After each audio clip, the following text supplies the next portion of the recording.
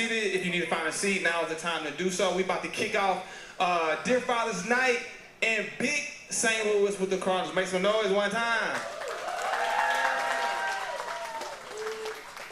Thanks everybody for coming out. This is pretty awesome. So if you don't know, this was a tour. So it was in Atlanta, then Memphis, then the Bay, and it was only right that we say the best for last, St. Louis, Missouri. So this is Dear Father's Night with the Cardinals, and we're going to get into a great conversation. But without further ado, introduce myself. My name is Ricky Hughes, big St. Louis. I was born and raised in St. Louis. By day, I am a project manager and student advisor. I'm also the chief director of operations for Frizz Fest, which is the fastest growing natural beauty festival in the country. Headed by my wife and my sister, who was right there. And by day and night, I'm a distance runner. So I started running distance in the pandemic, like 2021. I was depressed, having anxiety. I never ran more than a mile in my life, but some reason I started walking, I started running, and I started a run crew in January. It's the fastest growing run crew in St. Louis. It's the only black and brown led run crew in St. Louis as well. STL run crew, make some noise for STL run crew. So my mental health journey was spearheaded by running.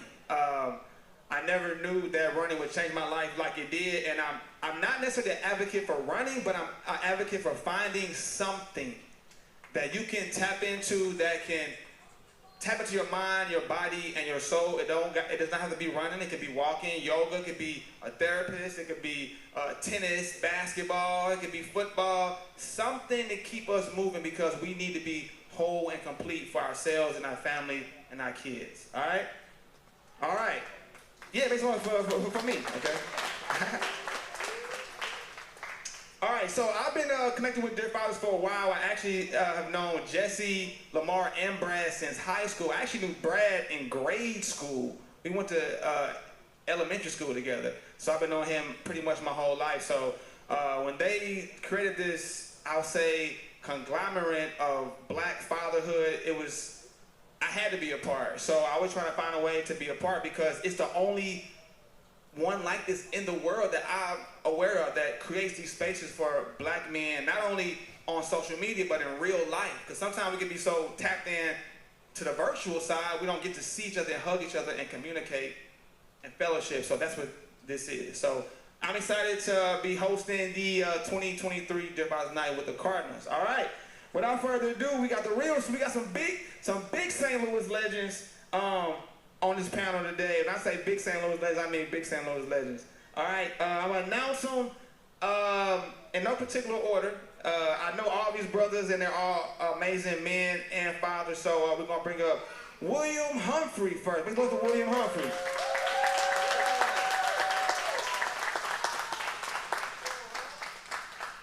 Let's go, Hump. Next we got B. Will, or Brandon Williams. I call him B. Will.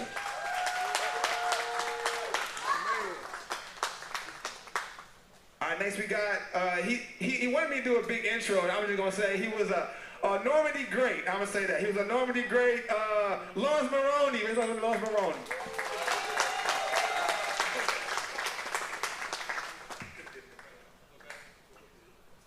He's also in the Minnesota Hall of Fame. Okay. He said I could do a little better. There we go. All right.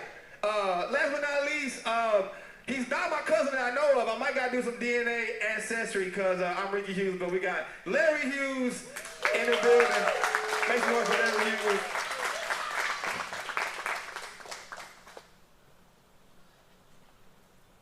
All right, but you know we got to get some plug out to the sponsors, because without them we cannot do this. So I'm gonna invite Affinia Healthcare, our sponsoring Affinia Healthcare, who offer comprehensive medical, behavioral, and dental care for the entire family, women, children, seniors, men. Call to schedule your appointment today. Okay.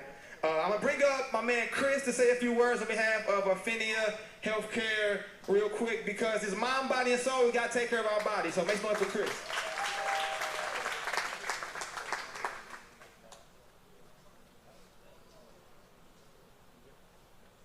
Hello, my name is Chris Farr. I'm a peer counselor and community health worker for Affinia Healthcare. And what Affinia does, we offer healthcare to underinsured, to the people that are uninsured, or the people that need healthcare, they need vaccines, or for dental care. I'm sorry, I'm freezing up. All right, man. Hey, Chris.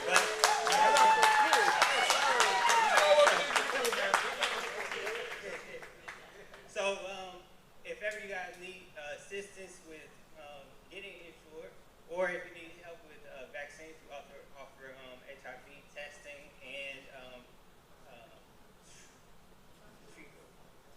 diapers, COVID vaccine, blood pressure. I appreciate the community helping me out. For real. Yeah. And we're offering a new location in North County. We're opening up a new location next month. So thank y'all for coming out. Appreciate it. Oh, check out our table in the back. We got a bunch of resources you guys can take. Thank y'all. Appreciate it. He done got comfortable now. I can't get the mic back. He like, okay, thank you, Chris. I appreciate you, brother. Health is very, very important.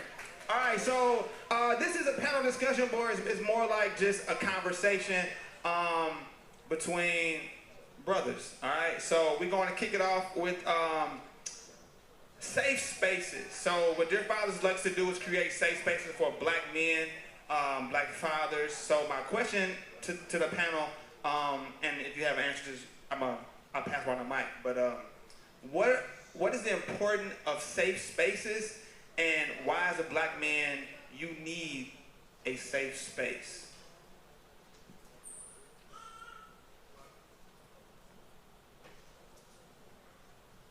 Well, I think a safe place is somewhere to communicate. I think, and that's, you know, for me, I know being able to communicate or talk through different situations or talk through different problems is helpful. I mean, not being able to, you know, hold things in or feel embarrassed about what you got to say or feel intimidated about what you got to say. I think it's just about communicating and getting, you know, different words out that are necessary and, you know, having conversation. Yeah, I think the most important thing for us as men when we talk about safe spaces is that there is no blueprint for what manhood or fatherhood looks like. And so having conversations about what you see, what you're experiencing is important, because 9 times out of 10 we're experiencing the same thing. And so being able to have a conversation that kind of builds a foundation for us, and we can just be open and honest about what we're experiencing and how you feel about it, is extremely important. When you talk about mental health, it's something that can build up over time, and you just kind of explode, and it's like, well, where did this come from? And the whole time you just needed an outlet to either talk about it or get out whatever those urges are and those thoughts are about manhood, fatherhood. And so having a safe space is extremely important, not only to the internal, the individual, but the community. Because if we have healthy men who are secure in their masculinity, secure in their manhood, secure in what it means to father the community, we can actually grow a community, right? So that's kind of what I feel about that.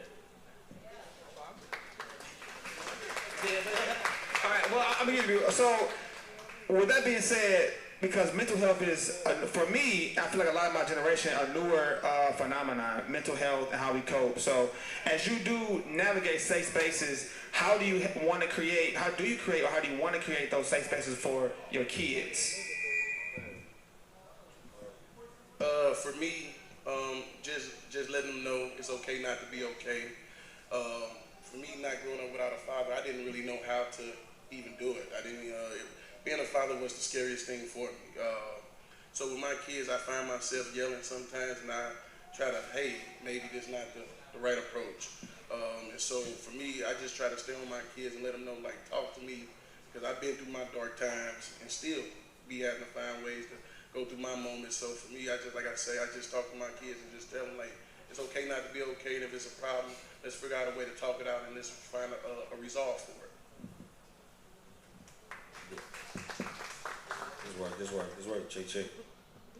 Yeah, I was gonna say, safe spaces are very, very important.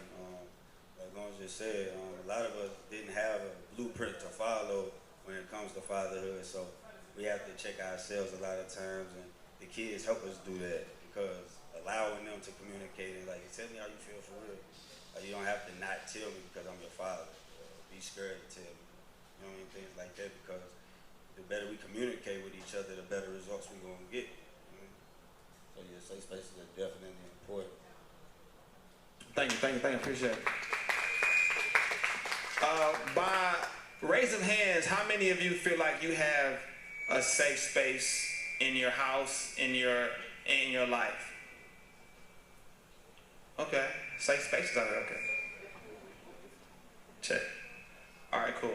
All right, so I think something profound about that is like so how I learned to be a good father a lot of times is this, like communicating with other brothers and fathers and men, because like B. Will said, there is no blueprint. I'm gonna do one. It is. All right, cool. Thanks. The community out here.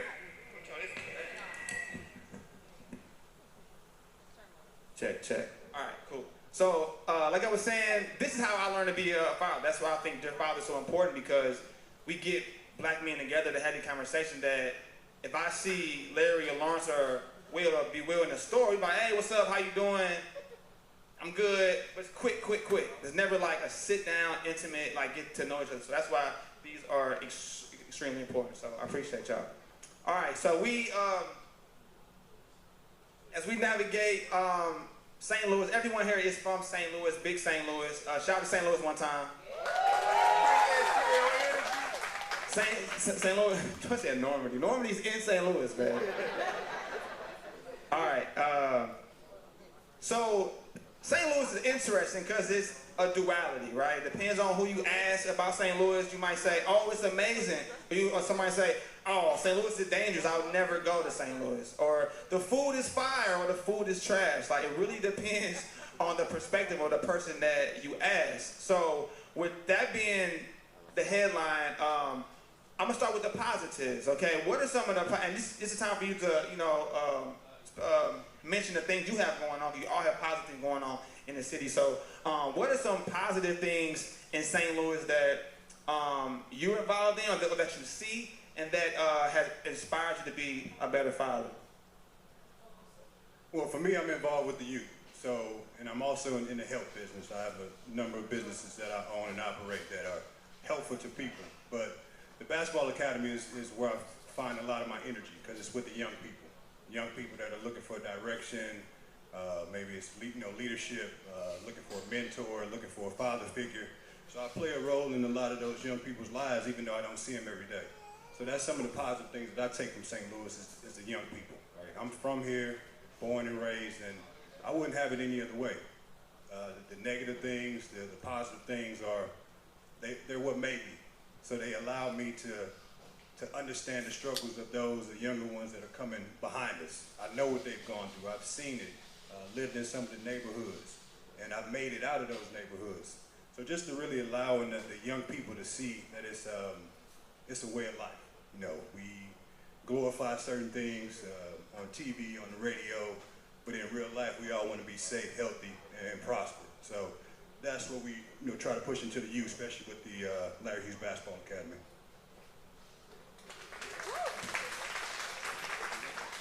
To piggyback off you, I'm definitely with the youth. I started my LM39 Foundation. Started it back in 2006 when I first got drafted. Did a lot of things in the community, free football camps, everything from my foundation I tried to make free because I came up in this community. I came up in Normandy. But for me, I couldn't afford a lot of things. And so I never really wanted to make money off my community, off the kids. I always wanted to give them a great experience that I never got to have. So everything I do with my foundation, I try for the most point to keep it free because I knew I couldn't afford a lot of things, and I want to make sure these kids have all the same opportunities to succeed that I wasn't given. I revamped it in 2023 with my lady. She helped me breathe life back into it. And so we definitely want to get back out in this community, and I want to get my camps back going and just bring the positive energy back to my community of Normandy, because we need it. No, for real, we know we need it, because what's sad when I go to the school and I talk to them, a lot of kids don't believe they can succeed from Normandy, and I'm living proof that we can succeed, and I just want to give them that chance to succeed.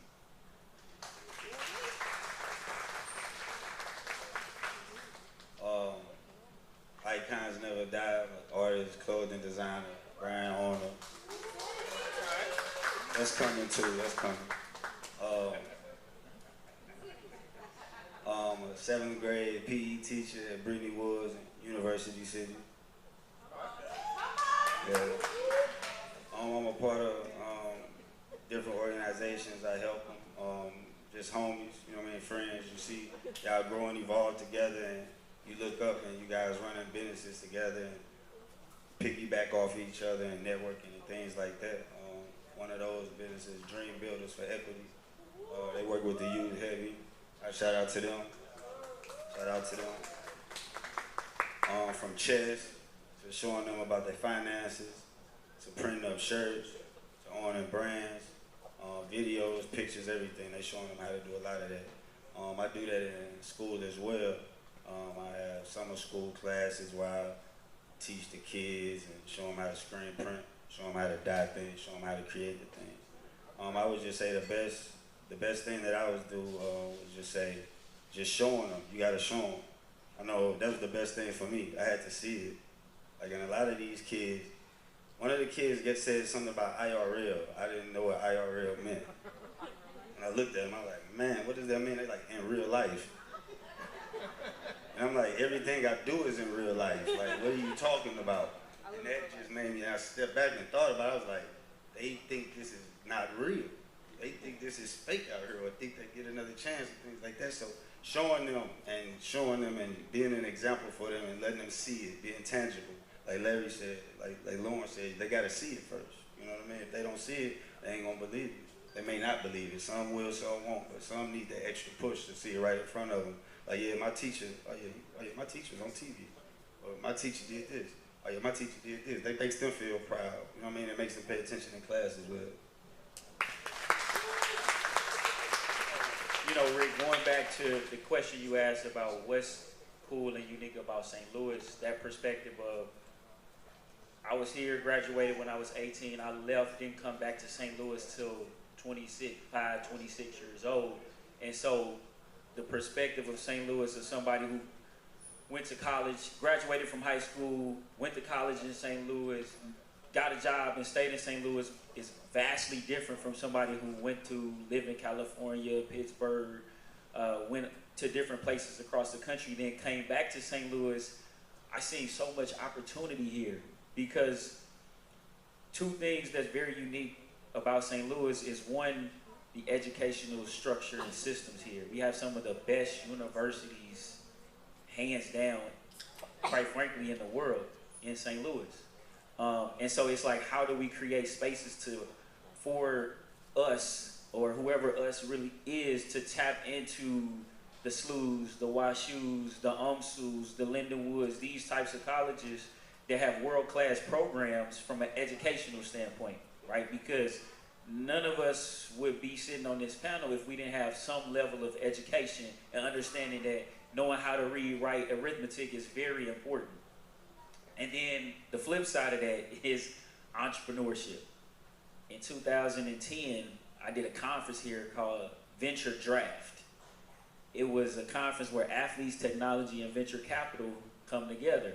This was when St. Louis's technology or venture space was just getting big. I had 10 venture capitalists from all across the country. I had 22 former and current athletes, and then we had about 100 businesses that came from different places to come to St. Louis University. We had a 2-day conference. I had Damon John come here. This was in 2010. We talking about almost 14 years ago. This was before it was cool for athletes to even be in tech. And so I think about that, and I think about like where we sit in St. Louis, and that happened in St. Louis. It didn't happen in Silicon Valley. It didn't happen in New York, Miami, Chicago. It happened right here in St. Louis, and it just brings back this remembrance for me that we can do anything from right here in St. Louis. Literally anything. But education and entrepreneurship have to be tied to it in some way, because once again, everybody up here has some level of education that they value, that has brought value, and all of us, I'm looking at 4 entrepreneurs right now, like everything y'all do is entrepreneurial, and it feeds you, it grows you, and it feeds the community. And if we can just really focus on teaching youth, adults who feel like they can't do certain things, that education and entrepreneurship, you figure out how to tie those two together, sky's really the limit. Like, it's no stopping what we can do. Make some noise for that. So we talked about the duality of St. Louis. There also is another duality that we experience being a black man and a black father. So if you could just give a quick, so we've all had kids, I'm not sure the ages, but we all have been fathers for multiple years. I won't give nobody ages up here. But because we do learn a lot from bumping our head and what not to do, if you could give your younger father self some advice, what would it be? If you can give young Larry, little Laurence from Normandy, little William Humphrey from U City, I know you're from, and be Will from everywhere. He was saying Louis, okay. All right. I'm from Jenny's. Make some noise for Jenny's one time. So we throwing out Jenny out there. Okay. So I digress, but what is something advice you would give to the young father that could also be advice to the young father that may be out in the audience today that just needs some encouragement? Do this real quick. I would say this. Really solidify the relationship with the mother. He dropped the mic on that one. And I have a 25-year-old, so yeah. So we've been doing this for a while, and really just like you said, there's no blueprint. So you're just kind of figuring out as you go. Learn from my kids. I learn from what they like, what they don't like. So it's an evolution. So it's not really any one thing that I would tell my younger self, because I'm really growing with my kids. Like what I was doing, peeking in their rooms, 10 years ago, like, hey, what you doing, what's going on? I can't really do that anymore. But I do want to make sure that I provide for them, I protect them, and then I advise them. So that's what I would want to make sure that I'm consistent with, is protection, and advising them and providing for them. What would I tell little Laurence from Normandy? Don't be afraid. Like you say, you're going to bump your head, you're going to have trial and errors. And like you say, I learn with my kids every day, man. And so with my kids, I just try to be there for them, let them know I'm always be there for them, and just instill the principles. You got to be stand-up person. Your character got to be on point. So just let them know the basics, man, and just help them get through life.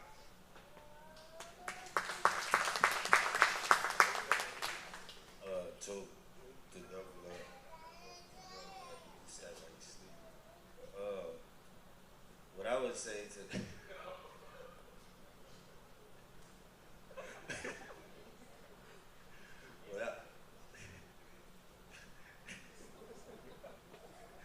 what I would say to first thing I would say to my younger self when Ricky started asking that question was, you don't have to buy everything like what they say. You first day like, she gotta have everything, you gotta have this, you gotta have that, gotta have that. Giving so much stuff away, but we're just not using it. But I would say, like everybody said, everybody up here concluded and say, just continue to learn from them. You know what I mean? Continue to advise them, protect them, provide for them. Should be an example for them. Because a lot of people may not have that example. You know what I mean? So you want to make sure that, depending on the situation, that they see you every day, they seeing somebody that's showing them the right way to do it. That's the most direct effect that you're gonna have with it. And that's how I feel it should be, because if it's any other way, those other effects don't really love them like that and care for them like that. You know what I mean? Like that. So those effects may be real detrimental for them. And so you want to be there. You want to be that direct effect for them. You know what I mean? As a father, as a mother, as a parent, as a provider, period. You know what I mean? You want to be that direct effect for them. Thank you. I appreciate y'all. We're going to give a quick sponsor spotlight because we got to pay the bills, okay? Our sponsors, Alma Behavioral Health Response, Ballpark Village, Sports and Social, Deluxe Magazine, LM39 Foundation, and the Alumni Broadcasting Association. Make some noise for our sponsors. Yes,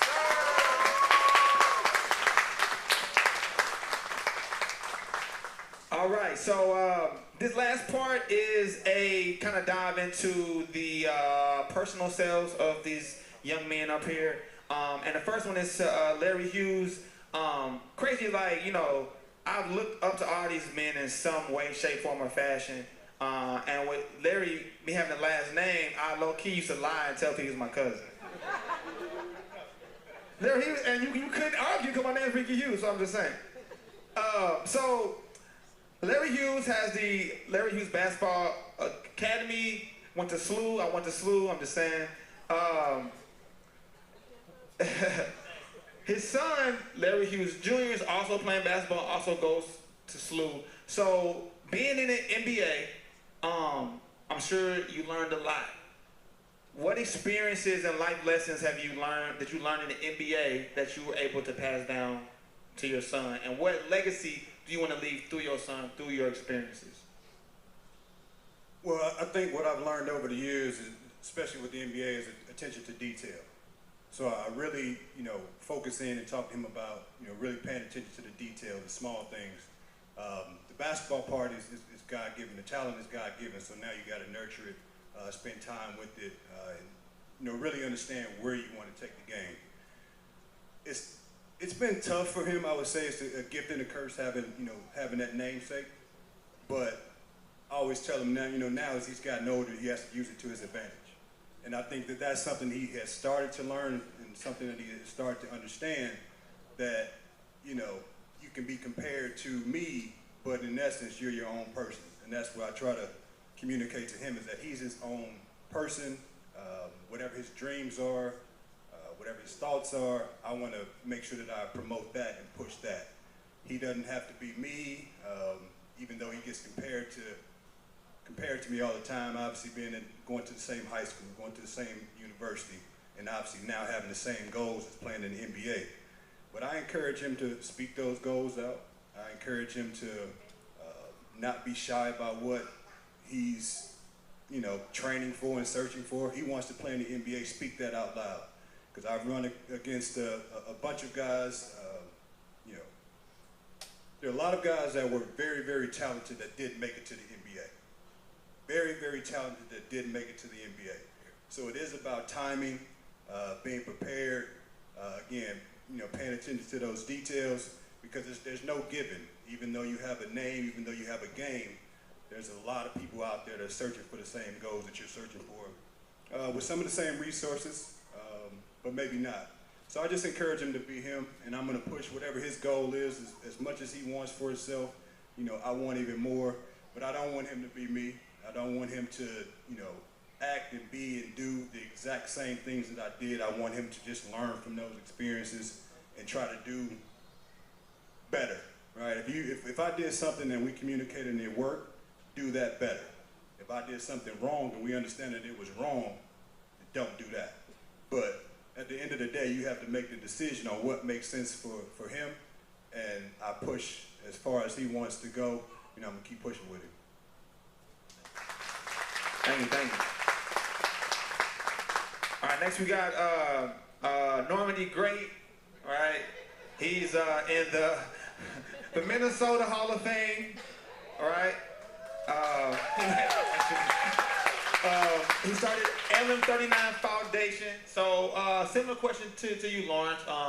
You know, having all the accolades of being an outstanding athlete, playing in the NFL.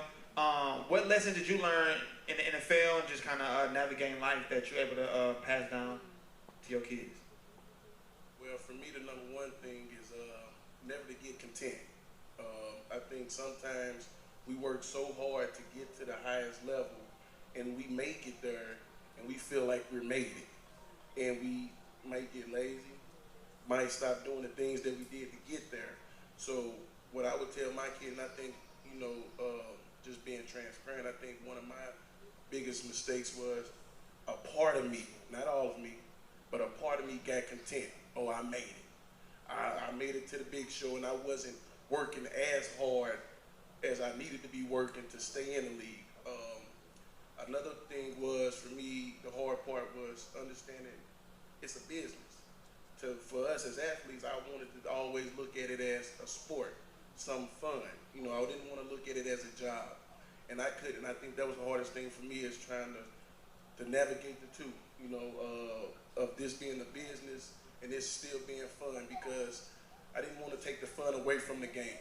And so, like you said, I gave my son my name. And it was I did.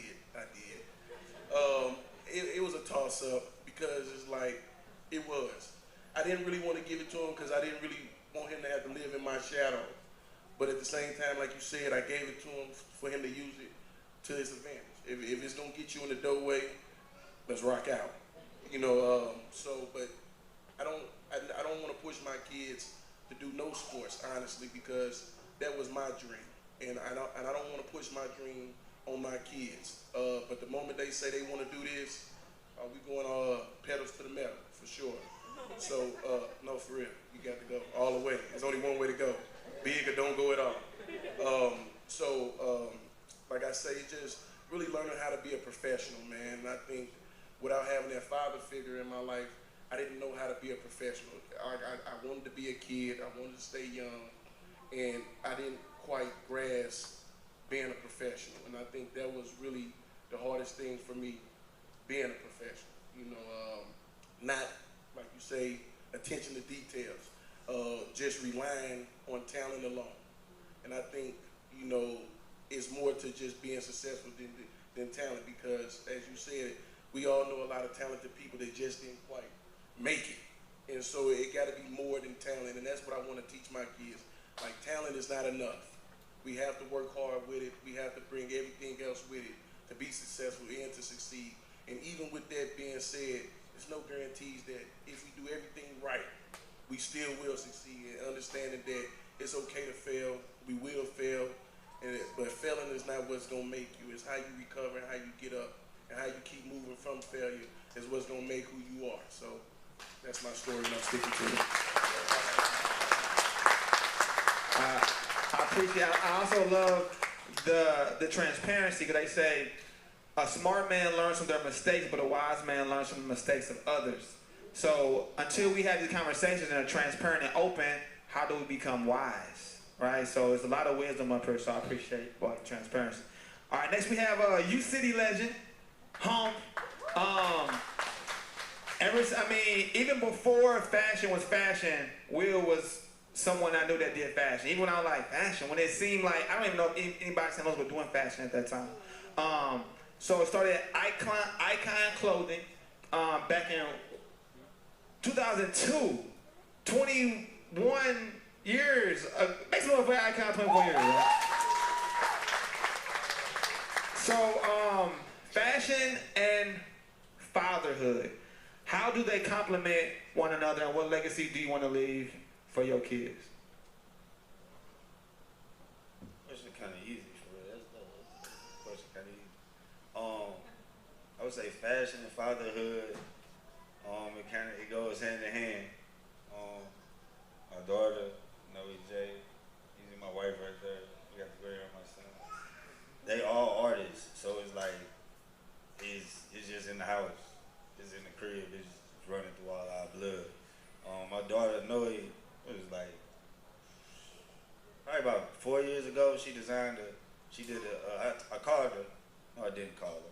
I think I told her before I left the crib or something. I communicated with her, and I said, I want you to draw a bunny for me, because she was just practicing her drawing and stuff. I'm like, you getting good, you know what I mean? And she drew a bunny. I sent it. Oh, that's cool. Sent it to my graphic designer, added some more stuff to it, and we made a shirt.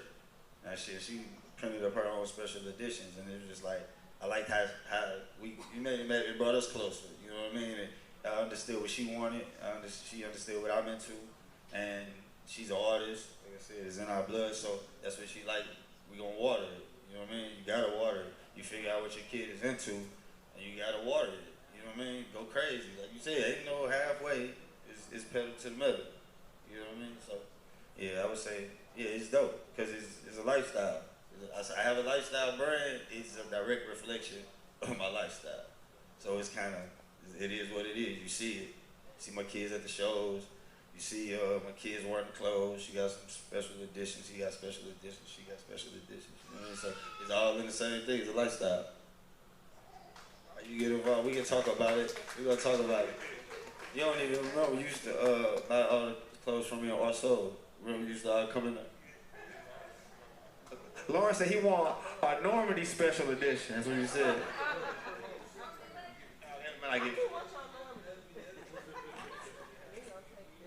Okay, we're gonna make it happen. We're gonna clear the business up here. Okay, thank you. All right, last but not least, we got B. Will. Fun fact, Laurence and Will went to high school together at Normandy for 2 years. 18 months. So I like to think, what would Normandy program have been, or if they would have played high school football together? We can only wonder. All right. So B. Will, also an STL legend, big STL legend up here, played in the NFL as well. Is the VP of Team Business for the XFL St. Louis Battlehawks. How you going to the Battlehawks? That's my dog. That's just such an interesting journey, you know, from standout athlete, NFL, now VP of Business for the XFL. So your journey is definitely, I feel like you created your own path. So when creating your own path, what have you learned? What gems can you get about creating your own path, and what do you want your kids to learn from how you create your own path? Yeah, so I wrote a book in 2015 that put a lot of that in there. But for me, first and foremost, shout out to my wife, B. Marcel Williams, right here in the front row.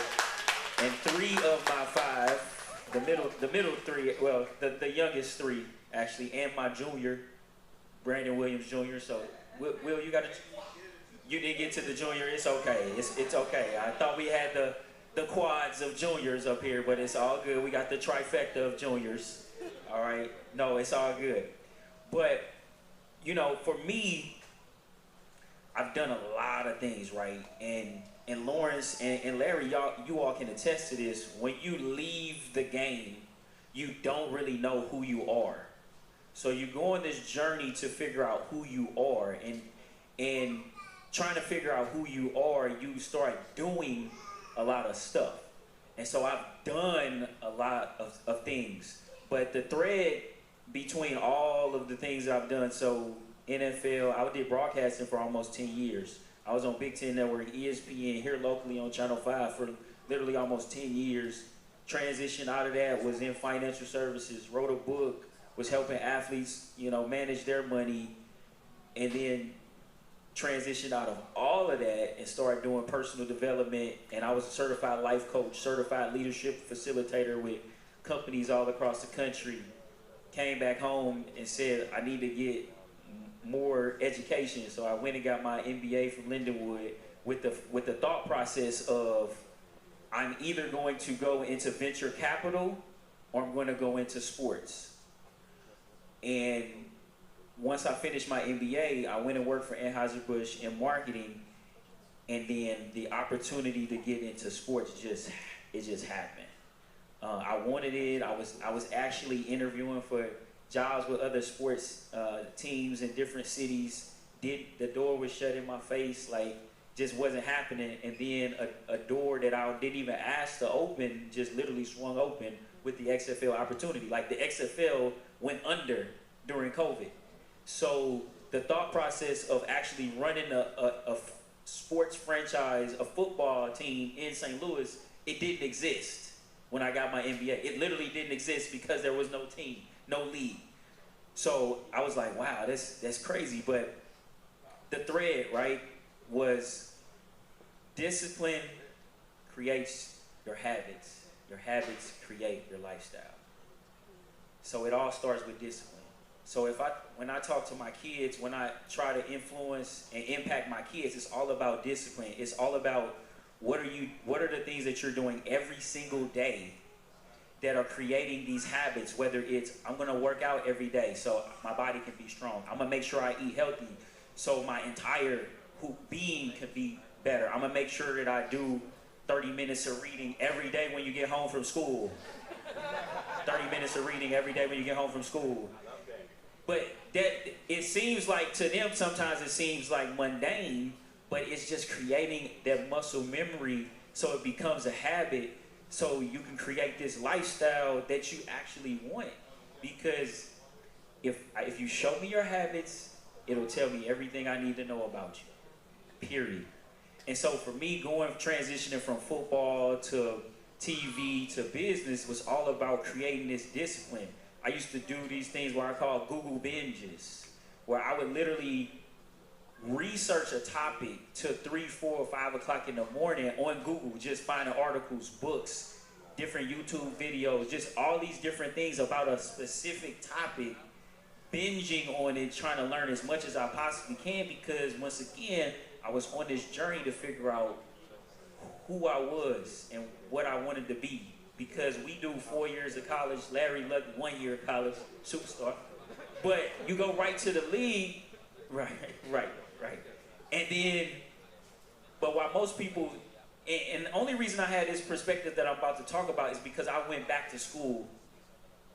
I went back to undergrad as an adult, right? So I left school early, went back to school, was sitting in the classroom with 21 and 22-year-olds, and I had kids and a wife, and I was able to focus and do all my work.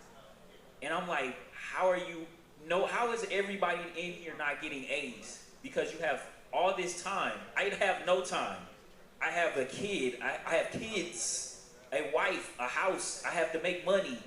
But all you have to do is go to school and maybe have a job, right? I'm not knocking it, but I'm saying like, the perspective I had sitting in that classroom as an adult really shifted like what was valuable and what was important and where I really needed to go in life. And discipline was a part of that, because at any moment, look, I left the NFL, went to a professional career. I didn't have to go back and get my degree if I didn't want to, but it was a certain lifestyle that I wanted to live where I was like, look, I have to move my family to Wisconsin so that I could finish my undergrad, move us back to St. Louis, and then finish my MBA, just so we can sit right here with the opportunity to do some of the things I'm doing.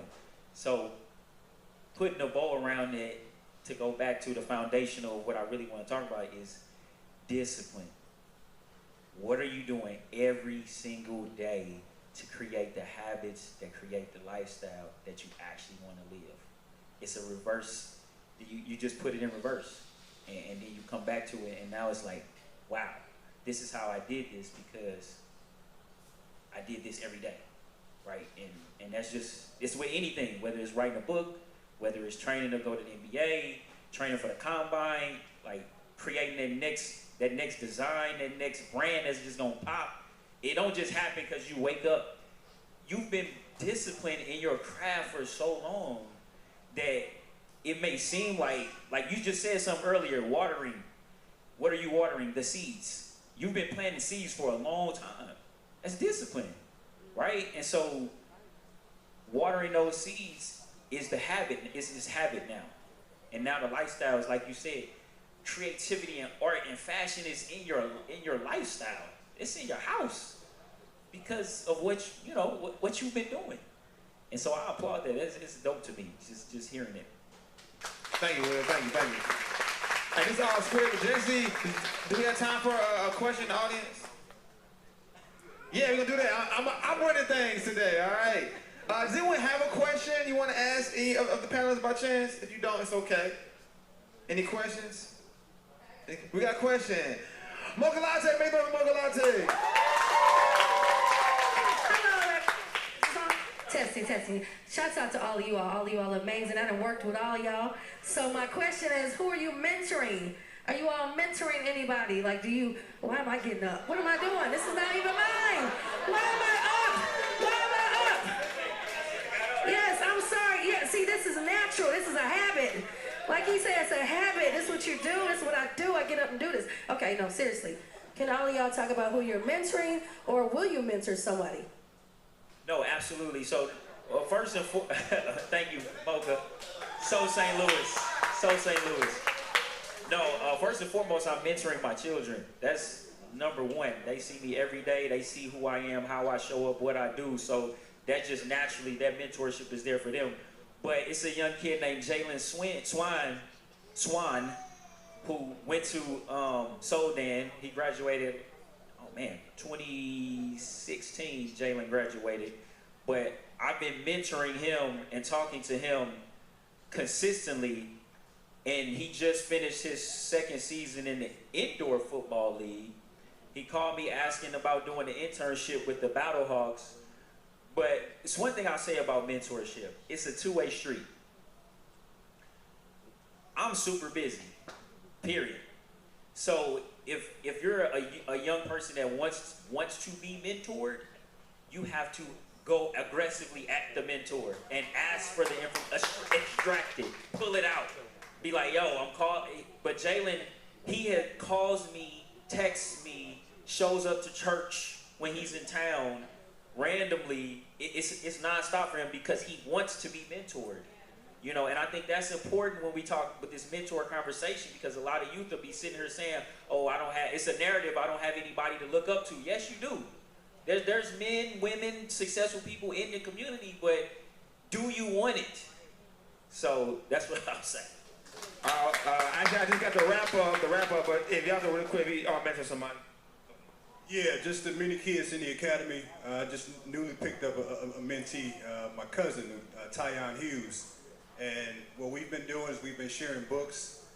He's into the entrepreneurial space. He's thinking about, he just had a daughter, so now he's thinking bigger picture. So now we're talking about how to help him move forward and how to get out of the thoughts and things that he's been accustomed to before he had a child. So he is a family member, but I'm taking great pride in mentoring him and getting him to the other side. I haven't mentored nobody.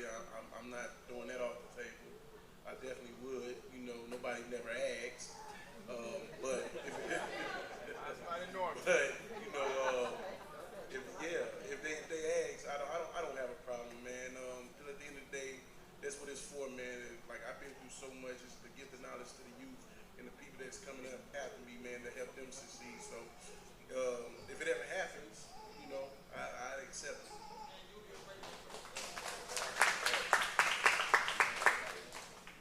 As far as mentoring, I would say, like I previously said, I'm a 7th grade gym teacher in the neighborhood at Brittany Woods.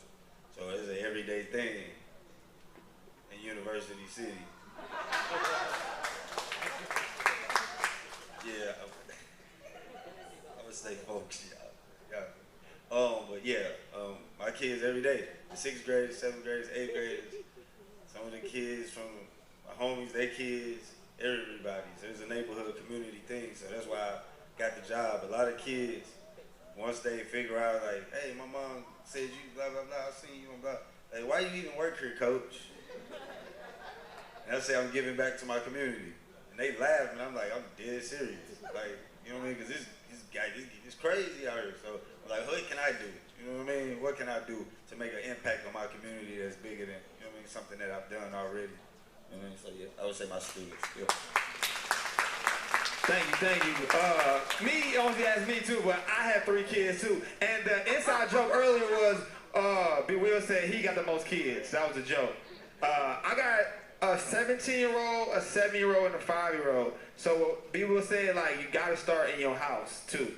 And my wife always, shout out to my wife too, I say that too. Because I be wanting to mentor students and kids, but I got kids in my own house. So what do I look like grooming? I mean, it is hard because, like you said, we don't have that much time. So start in your house, but there is a avenue and a pathway to reach one, teach one. So give a round of applause for these panelists right here one more time. This was amazing. Dear Fathers is amazing.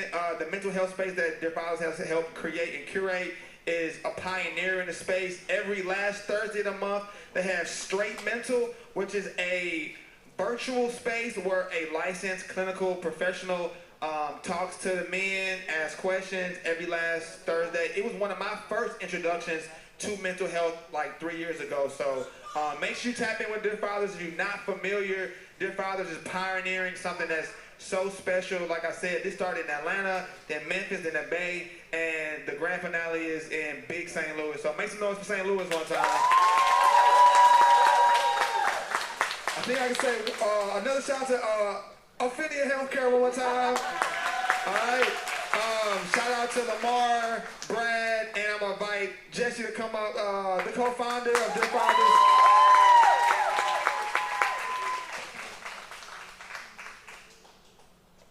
What's up, everybody? I won't hold y'all too long, but my name is Jesse Alex, co-founder of Dear Fathers. Ironically enough, this is our last stop on the Dear Fathers Night Tour for 2023, and yesterday was our 4-year anniversary. So I started this platform back in 2019, actually, because I grew up without my father and just wanted to create a safe space for black men to just express themselves. So give it up once again for the panelists today. Yeah, I appreciate everybody for coming out. It's always humble to see an idea just in our head come to life. We stopped in Memphis in January with the Grizzlies, the Golden State Warriors in February, Atlanta Hawks in March, and now the 4th one here. And we have some updates coming soon for what we'll be doing in 2024, so stay tuned for those. Be sure to follow us on Instagram at Dear Fathers. But before we get out of here, I want to gift the panelists and moderators something, so Brad's going to come up with a few gifts. And then I want to invite our other co-founder, LeVar Johnson, for a group photo. Then after that, it's about maybe 5:15, whatever time it is. Y'all got to 6:15 to still buy drinks, mix and mingle.